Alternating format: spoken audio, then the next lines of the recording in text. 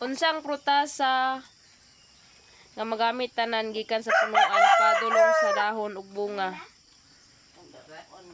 Unsang prutasa ang magamit tanan gikan sa dahon paingon sa bunga paingon sa punuan.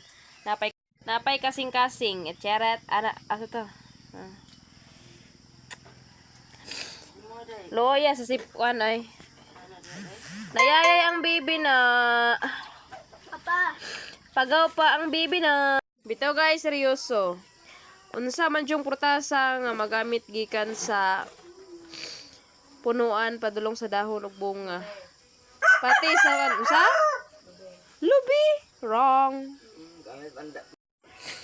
Hala, pares mi kada ko sa avocado.